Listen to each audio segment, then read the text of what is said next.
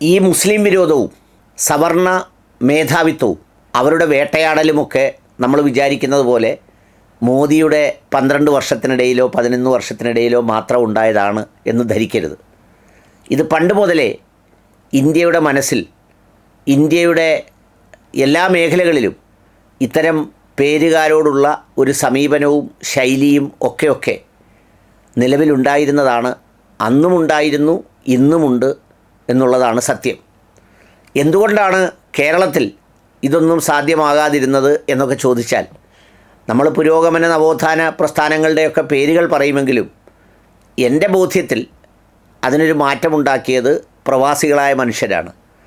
അവരെങ്ങനെ മാറ്റമുണ്ടാക്കിയെന്ന് ചോദിച്ചാൽ, അവർ ആ നാട്ടിൽ പോയി നന്നായി ജോലി ചെയ്ത് കാശ് നാട്ടിലേക്ക് അയച്ചു കൊടുത്ത് അവരുടെ അടുത്ത തലമുറയൊക്കെ നല്ല വിദ്യാഭ്യാസമുള്ളവരും വൃത്തിയുള്ളവരും സാമ്പത്തിക ചുറ്റുപാടുള്ളവരും അധ്വാനശീലത്തിനൊപ്പം അത് ഏൺ ചെയ്ത് അതൊക്കെ ഡെവലപ്പ് ചെയ്യാനുള്ള ഒരു സംഗതിയുമൊക്കെ അവരിലുണ്ടായി എന്നുള്ളതും, പിന്നെ മുസ്ലിം ലീഗ് എന്ന് പറയുന്ന രാഷ്ട്രീയ പാർട്ടിക്ക് കേരളത്തിൻ്റെ രാഷ്ട്രീയ ചരിത്രത്തിൽ അവർക്ക് വിമർശിക്കുമ്പോഴും വിയോജിക്കുമ്പോഴും എല്ലാം തന്നെ അവരുടെ ഒരു സാന്നിധ്യവും കേരളത്തിനൊരു കരുത്തായി എന്നുള്ളതാണ് അതിൻ്റെ സത്യസന്ധമായ വിവരം. ഞാനിത് പറഞ്ഞത് ഇത് പുരോഗമന നവോത്ഥാന എഴുത്തുകാരെല്ലാവരും കൂടി സൃഷ്ടിച്ചതാണെന്നൊക്കെ പറഞ്ഞാൽ, ഈ പറയുന്ന സംസ്ഥാനങ്ങളിലൊക്കെയും ഇതുപോലെ പുരോഗമന നവോത്ഥാന എഴുത്തുകാരൊക്കെ ഉണ്ടായിരുന്നു. ഏറ്റവും കൂടുതലുള്ളത് ബംഗാളിലായിരുന്നു. ബംഗാളിലെ സ്ഥിതി എന്താണെന്നുള്ളത് നമുക്കിപ്പോൾ പോയി കണ്ടാൽ മനസ്സിലാവും. പഞ്ചാബിൽ ഇവരുടെ എണ്ണം കുറവായിരുന്നു. പക്ഷേ പഞ്ചാബിൽ കഠിനാധ്വാനികളും നമ്മൾ ഈ കേരളത്തിലെ ആളുകളെ പറഞ്ഞതുപോലെ അന്നേ പറന്നുപോയി എവിടെയെങ്കിലുമൊക്കെ പോയി സാമ്പത്തികം ശാക്തീകരിച്ചുകൊണ്ട് വന്നവരുമൊക്കെ ആയതുകൊണ്ട് അവർ വല്ലാണ്ടങ്ങ് താഴെ പോയില്ല എന്നതാണൊരു വസ്തുത. ഞാനിത് പറഞ്ഞത് വേറൊന്നും കൊണ്ടല്ല. 23 വർഷം ഒരു മനുഷ്യനെ, അദ്ദേഹത്തിൻ്റെ പേര് മുഹമ്മദ് അലി ഭട്ട് എന്ന പേരായതുകൊണ്ട് മാത്രം രാജസ്ഥാനിൽ നിന്ന് കസ്റ്റഡിയിലെടുത്ത് UAPA ചുമത്തി ജയിലിലിട്ടു. പരോൾ കൊടുത്തില്ല, ജാമ്യം കൊടുത്തില്ല, ഒന്നും കൊടുത്തില്ല.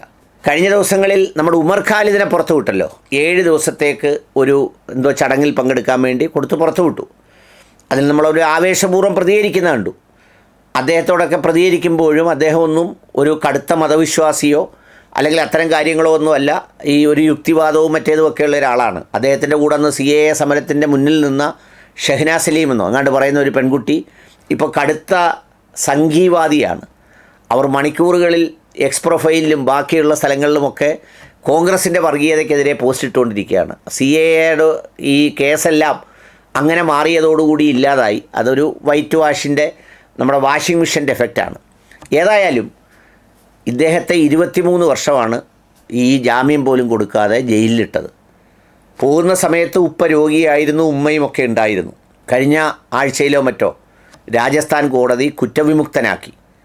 അദ്ദേഹം ഒരു തെറ്റും ചെയ്തിട്ടില്ല എന്ന് പറഞ്ഞതിൽ ഉത്തരവാദിയേ അല്ലെന്ന് പറഞ്ഞു. ഞാനിത് പറഞ്ഞത് പണ്ടേ ഉണ്ടായിരുന്നു എന്ന് പറഞ്ഞത്, നമ്മുടെ നമ്പി നാരായണൻ സാറിൻ്റെ പുസ്തകം വാങ്ങിച്ച് വായിച്ചാൽ, അദ്ദേഹം പേര് ഞാൻ മറന്നുപോയി, പുസ്തകത്തിൻ്റെ ഓർമ്മകളുടെ ഭ്രമണപഥം എന്നോ മറ്റോ ആണ് എൻ്റെ ഓർമ്മ ശരിയാണെങ്കിൽ. ആ പുസ്തകത്തിൽ അദ്ദേഹത്തെ കോൺഗ്രസ് ഭരിക്കുന്ന കാലത്ത് ചാരക്കേസ് എന്ന വ്യാജക്കേസിൽ കുടുക്കി അറസ്റ്റ് ചെയ്തപ്പോൾ അന്നത്തെ CBI മേലാളന്മാർ ഇടിച്ചത് ഏതെങ്കിലും ഒരു മുസ്ലിമിൻ്റെ പേര് പറയടാ എന്നും പറഞ്ഞാണ്. പുള്ളിക്ക് അങ്ങനെ ഒരാളിൻ്റെ പേരേ ഓർമ്മയില്ലാത്തതുകൊണ്ട് ഏതോ പച്ചക്കറി കടക്കാരൻ്റെ പേര് പറഞ്ഞു എന്ന് എഴുതി വച്ചേക്കുന്നത് നമ്പി നാരായണൻ സാറിൻ്റെ ആത്മകഥയിലുണ്ട്. ഏതായാലും അത് വായിച്ച് നോക്കിയാൽ ആ കഥയിൽ അത് വായിക്കാം. അപ്പോൾ അന്ന് മുതലേ ഉണ്ട്. നരസിംഹറാവുവിൻ്റെ കാലത്തൊക്കെ ഇതിൻ്റെ ഏറ്റവും തീവ്രമായ സംഗതിയായിരുന്നു. നമ്മുടെ മണിശങ്കരയ്യരൊക്കെ പറഞ്ഞതുപോലെ കോൺഗ്രസ്സുകാരനായ സംഘപരിവാറിൻ്റെ പ്രധാനമന്ത്രിയായിരുന്നു നരസിംഹറാവു ഒക്കെ. ഏതായാലും ആ സമയങ്ങളിൽ അറസ്റ്റ് ചെയ്തതാണ് 23 വർഷം മുമ്പ്.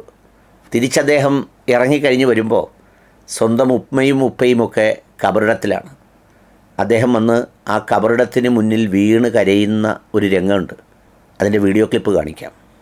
അത് കാണിക്കുന്നത് വേറൊന്നിനുമല്ല, ഈ ഭൂമിയിലെ നീതി സമ്പൂർണ്ണ നീതിയല്ലെന്നും ഇനിയും ഒരു ലോകത്താണ് ഈ നീതി പൂർണ്ണമാകേണ്ടതെന്നും അതിനൊരു പരലോകം വേണമെന്നും പറയുമ്പോൾ, എന്തിന് പരലോകം, എല്ലാം ഇവിടെ അനുഭവിച്ച് തീർന്നങ്ങ് പോവുകയാണെന്ന് വിശ്വസിക്കുന്ന, കൂട്ടിയാൽ എങ്ങുമെത്താത്ത ഒരു ഗണിതത്തിൻ്റെ സ്വഭാവം ഉണ്ടല്ലോ. നമ്മളൊരു കണക്ക് കൂട്ടുമ്പോൾ ആ കണക്കിനൊരു ഉത്തരം വരണമല്ലോ. അത് കൂടിച്ചേരുന്നില്ലെന്ന് വിചാരിച്ച് അവിടെ വെച്ച് ആ കണക്ക് അവസാനിക്കില്ല. ആ കണക്ക് പറയിക്കുന്ന ഒരിടം ഉണ്ടാവും. അത് പരലോകം തന്നെയാണ് എന്നത് അനിവാര്യമാണെന്ന് തെളിയിക്കുന്നതാണ് ഈ ദൃശ്യം. കരഞ്ഞു പോവും കണ്ടാൽ. കാണാമത്.